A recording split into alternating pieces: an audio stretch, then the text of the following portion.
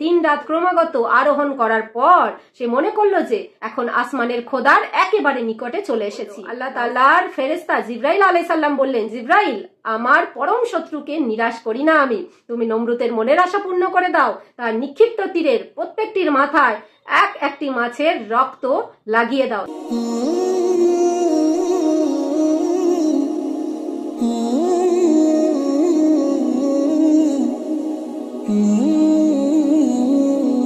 আসসালামু আলাইকুম রহমতুল্লাহি ওয়া বারাকাতুহু। বিসমিল্লাহির রহমানির রহিম। পৃথিবীর নিকৃষ্ট শাসক নমরুদ আল্লাহ রাব্বুল আলামিনকে হত্যা করার জন্য কিভাবে শকুনের উড়ন্ত যান তৈরি করেছিল এবং কিভাবে শকুনের যান দিয়ে আসমানে উড়ে গেছিল, আবার কিভাবে জীবিত অবস্থায় আসমান থেকে জমিনে মানে মাটিতে ফিরে এসেছিল, কেন আল্লাহ তাআলা নমরুদকে আকাশের ওপরে ধ্বংস করে দেননি এবং কি জন্য নমরুদকে একের পর এক সুযোগ দেওয়া হয়েছিল। আমার প্রিয় ভাই বোনেরা, শুরুতেই বলে রাখি, নমরুদ এবং ফেরাউনের মধ্যে একটি গুরুত্বপূর্ণ পার্থক্য ছিল। ফেরাউন জানতো আল্লাহই হচ্ছে পৃথিবীর সৃষ্টিকর্তা, পালনকর্তা, কিন্তু জেনে শুনে সে এটা গোপন করত। কিন্তু নমরুদ ছিল মাথা মোটা। নমরুদ এবং ফেরাউন দুজনই নিজেকে খোদা দাবি করেছিল, কিন্তু নমরুদ এটা জানতো না যে তার উপরে আরেকজন সৃষ্টিকর্তা রয়েছে। এই জন্যই আল্লাহ রাব্বুল আলামিন ফেরাউনের থেকেও নমরুদকে বেশি সুযোগ দিয়েছেন নিজের ভুল বোঝার জন্য। ঘটনার শুরুতে বলে রাখি বন্ধুরা, ইব্রাহিম আলাইহিস সালামকে যখন অগ্নিকুণ্ডে নিক্ষেপ করা হলো এবং সেখান থেকে অক্ষত অবস্থায় তিনি জীবিত বের হয়ে আসলেন, তার ঠিক পর থেকেই নমরুদ ইব্রাহিম আলাইহিস সালামের কাছ থেকে বারবার তার সৃষ্টিকর্তার সম্পর্কে জানতে চাইতেন। নমরুদ প্রকাশ্যে বলেছিল, আমি তোমার স্রষ্টার সাথে যুদ্ধ করে তোমাকে বুঝিয়ে দেব যে আমি সবচেয়ে বড়। জবাবে ইব্রাহিম আলাইহিস সালাম বারবার এক এবং অদ্বিতীয় খোদার দাওয়াত নমরুদকে দিতেন। নমরুদ বলতো, আমি অন্য খোদার বশ্যতা স্বীকার করব না, তবে আমি শীঘ্রই তোমার খোদার প্রাণ শেষ করে তার রাজ্য কেড়ে নেব। নাউজুবিল্লাহ। হযরত ইব্রাহিম আলাইহিস সালাম বললেন, হে কাফির নমরুদ, তুমি আমার আল্লাহর নিকট যাবে কেমন করে? নমরুদ জবাব দিল, সেই জন্য তোমার চিন্তা করতে হবে না। এরপর পাপিষ্ট নমরুদ সে 4টি শকুন পাখি লালন পালন করে তাকে হৃষ্টপুষ্ট করলো এবং ইবলিশের সহযোগিতায় এই শকুন পাখিগুলো নমরুদের কথা মতো তার ইশারায় তার কাছে এসে উপস্থিত হতো। তারপর নমরুদ 4টি মোটা তাজা মেষকে জবাই করলো, তার চামড়া খুলে ফেলে তার মাংস শকুনিদের মাথার উপর এমন ভাবে ঝুলিয়ে দিল যে শকুনগুলো সেই চামড়া থেকে মাংস খুঁটে খাবার জন্য উপরের দিকে যখন মুখ ওঠাতো, তখনই নমরুদের সৃষ্টি করা স্বয়ংক্রিয় যানটি আকাশের দিকে উঠতে থাকতো। এখানে এই মেকানিজমের সমস্ত কিছু পরিকল্পনা করেছিল ইবলিশ, নমরুদ জন্য তার মনের আশা পুরো করে।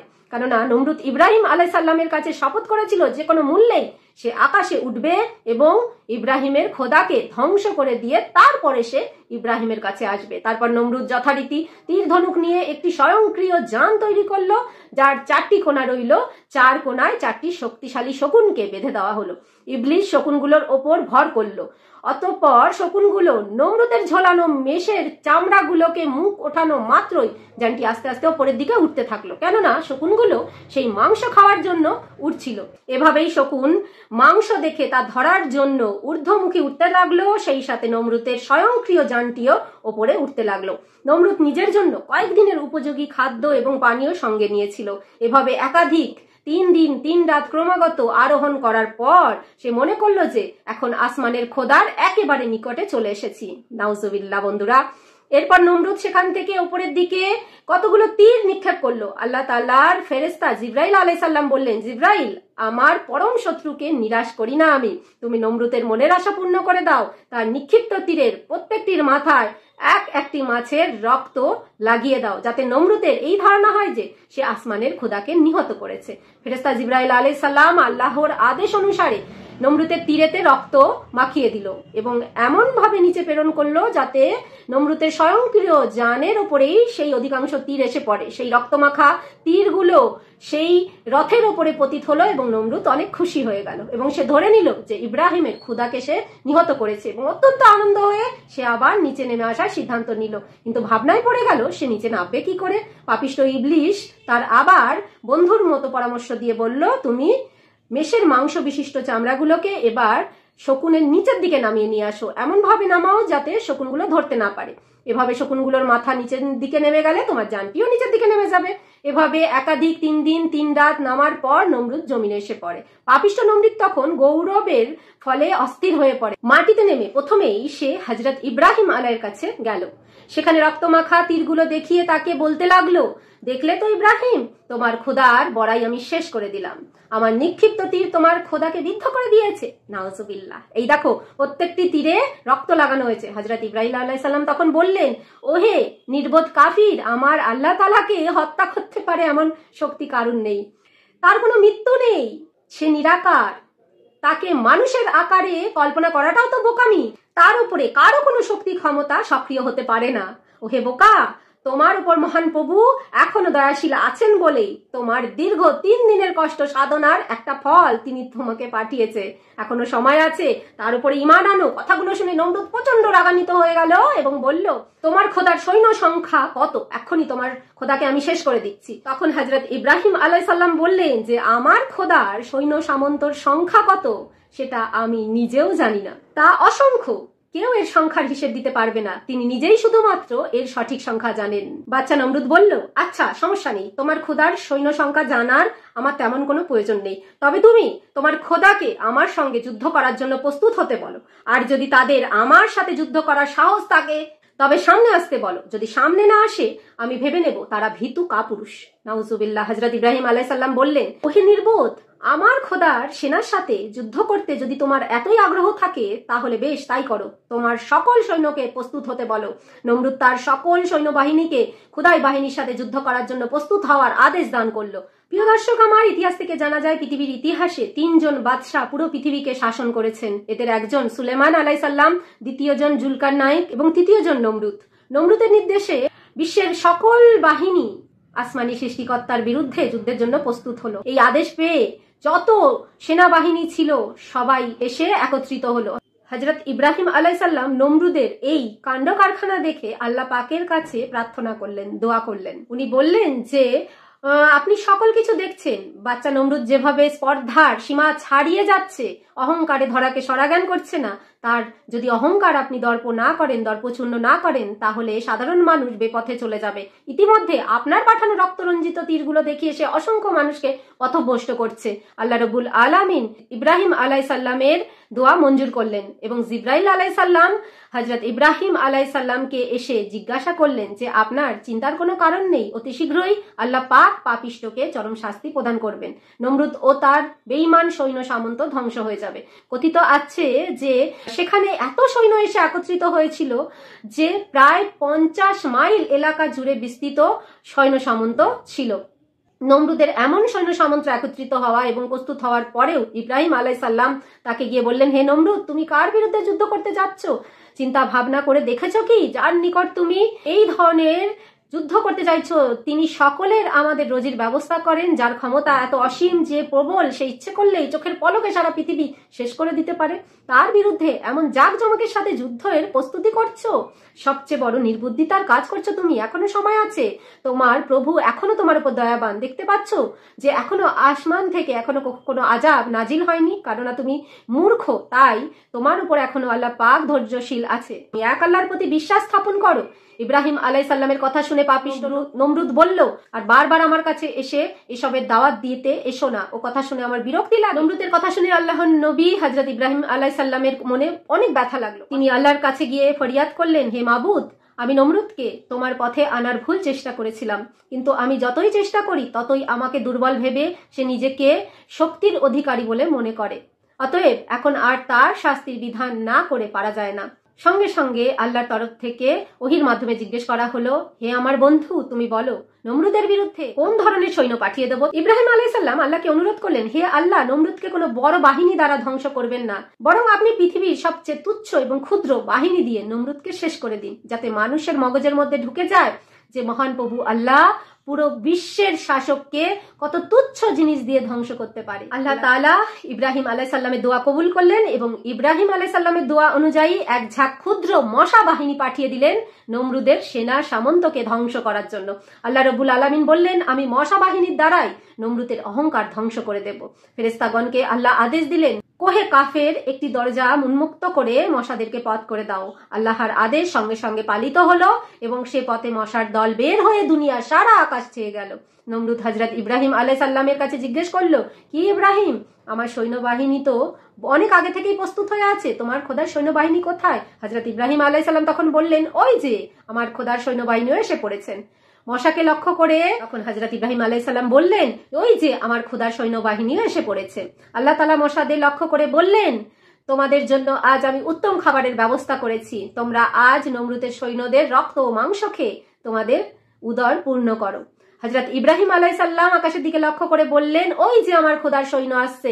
তখন নমরুদ ও তার সেনাগণ আকাশের দিকে তাকিয়ে দেখলো যে একটা বিরাট ঘন কৃষ্ণবর্ণ মেঘের ছটা সারা আকাশকে আচ্ছন্ন করে ফেলেছে। তারা মনে করলো যে এখনই উদয় বৃষ্টি শুরু হবে মুষলধারে, কিন্তু সঙ্গে সঙ্গে তাদের সেই ধারণা ভুল প্রমাণিত হলো। নমরুদ একটি নতুন আওয়াজ শুনতে পেয়ে তার সৈন্যদের আদেশ করলো, তোমরা তোমাদের ঢাক ঢোল এবং নাগারা সজোরে বাজাতে থাকো এবং সকলে অস্ত্রশস্ত্র নিয়ে তৈরি হয়ে যাও। মশার দল এসে নমরুদের প্রত্যেকটি সৈন্যদের এমন ওপরে আক্রমণ করলো যে তাদের মাথা ও নাক, চোখ, পেট, হাত, পা কোনো জায়গায় বাকি রাখলো না, সর্ব অঙ্গ প্রত্যঙ্গে মশা ছেয়ে গেল।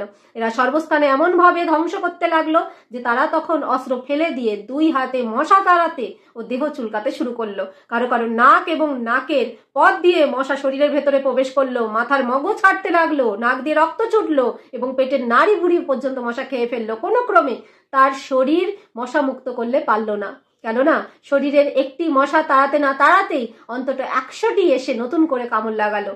প্রিয় ভাই বোনেরা, প্রিয় দর্শকেরা আমার, আপনাদের বলে রাখি যে এখনকার বর্তমানের মশাদের থেকে সেই সময়ের মশারা ছিল অতিরিক্ত বিষাক্ত, ভয়ঙ্কর। সাধারণ মশা তো শুধু রক্ত পান করে, কিন্তু এই মশাগুলো রক্ত, মাংস এবং মাথার মগজ খেয়ে ফেলতে লাগলো। এভাবে কিছুক্ষণের মধ্যে নমরুদের প্রত্যেকটি সৈন্যের দেহের রক্ত, মাংস এবং মগজ শেষ হয়ে গেল, শুধু কতগুলো কঙ্কাল পড়ে রইল। দেখতে দেখতে সকলের জীবন শেষ হয়ে গেল। যুদ্ধের ময়দানে যখন এই অবস্থা, তখন বাদশাহ নমরুদ একটু দূর হতেই এই সমস্ত অবস্থা দেখে ভয়ে পলায়ন করে বাঁচতে চাইল এবং তার বেগমের কাছে বলতে লাগলো যে কোথা হতে যেন অসংখ্য মশার ঝাঁক আমার সৈন্যদের মগজ, রক্ত, মাংস খেয়ে ফেলেছে, তারা সকলে এখন প্রাণহীন অবস্থায় দাঁড়িয়ে আছে, এভাবে না আসলে সম্ভবত আমার প্রাণও শেষ হয়ে যেত। নমরুদ যখন তার বিবির নিকটে এসে এইগুলো বলছিল, ঠিক সেই মুহূর্তে ওই মশা বাহিনীর সেনাপতি মানে সবচেয়ে বড় মশাটি উড়ে এসে নমরুদের নাকের ছিদ্র দিয়ে মগজে প্রবেশ করে বারবার দংশন করতে শুরু করলো। তাতে অস্থির হয়ে মহাপাপী নমরুদ চিৎকার করলো। তার অবস্থা এমন হলো যে যন্ত্রণায় সে দুমড়ে মুচড়ে গেল, ছোটাছুটি, দৌড়াদৌড়ি, লাফালাফি করতে লাগলো, কিন্তু কিছুতেই তার কিছু হলো না। আল্লাহ পাকের হুকুমে সেই মশা তার মগজও খেলো না, কিছুই খেলো না, শুধু মগজের ভেতরে প্রচন্ড রকম পেন মানে যন্ত্রণা দিতে থাকলো। নমরুদের মাথার ভেতরে বসে সেই মশা নমরুদের মাথার মগজ নিয়ে খেলাধুলা শুরু করলো। অস্থিরতায় পাগল হয়ে সেদিক ওদিক দৌড়তে শুরু করলো। এই মারাত্মক অবস্থা থেকে সে কিভাবে মুক্তি পেতে পারে উপায় খুঁজতে থাকলো। লাস্টে সে নিজের পায়ে জুতো খুলে নিজের মাথাতেই আঘাত করতে লাগলো। তখন মশাটির দংশন একটু কমলো, এতে নমরুদ আরাম বোধ করলো, কিন্তু যেই মাথায় জুতোর আঘাত করা বন্ধ করলো অমনি আবার মগজে মশার দংশন শুরু হয়ে গেল। নমরুদ অন্যান্য বস্তুর, আরামদায়ক বস্তু দ্বারা মাথায় আঘাত করলে কিন্তু মশার দংশন কমতো না, শুধুমাত্র যখনই সে জুতো দিয়ে আঘাত করতো তখনই মাথায় মশার দংশন কমতো। তাই জুতো দ্বারা মাথায় আঘাত করার জন্য যে দুজন কর্মচারী রাখা হলো। নমরুদ এভাবে কয়েক বছর বেঁচে থাকলো এবং প্রতিনিয়ত দুজন কর্মচারী তার মাথায় জুতো দ্বারা আঘাত করতে লাগলো। সবচেয়ে ইন্টারেস্টিং ব্যাপার হলো নমরুদের মাথায় যত জোরে আঘাত করা হতো নমরুদ তত বেশি শান্তি পেত। আল্লাহ রাব্বুল আলামিন ইব্রাহিমকে অগ্নিকুণ্ডে নিক্ষেপ করা এই নমরুদকে শাস্তি দেওয়ার জন্য এরকম অভিনব কৌশল অবলম্বন করলো, যা পৃথিবীতে অন্য কোনো পাপিষ্টকে ধ্বংস করার জন্য অবলম্বন করেননি। আল্লাহ নমরুদকে তখনই মৃত্যু দিতে পারত, কিন্তু এতে তার দম্ভ, অহংকার শেষ হতো না। সেই সময়কালে পৃথিবীতে সবচেয়ে অপমানজনক শাস্তি ছিল জুতোর বাড়ি। যদিও বর্তমানে জুতোর বাড়ি কোনো সম্মানজনক শাস্তি নয়, কিন্তু নমরুদকেই আল্লাহ পাক ইতিহাসে একমাত্র বাদশাহ যাকে জুতোর বাড়ি অন্তত কয়েক বছর খাইয়েছিল। নিজের মাথায় জুতো পেটা করার জন্য নিজের টাকা দিয়ে লোক নিযুক্ত করে রেখেছিল নমরুদ। কি আশ্চর্য শাস্তি, তাই না? পাপিষ্ট নমরুদ কম বেশি 1 বছর পর্যন্ত এইভাবে জুতোর আঘাত গ্রহণ করে নিয়ে মৃত্যু অবস্থার মধ্যে বেঁচে রইল। চরম অহংকারের সাথে যে নিজেকে খোদা দাবি করেছিল, যে পুরো দুনিয়ার সৃষ্টিকর্তাকে যুদ্ধ ঘোষণা করেছিল, আজ তার কি চরম দুর্দশা।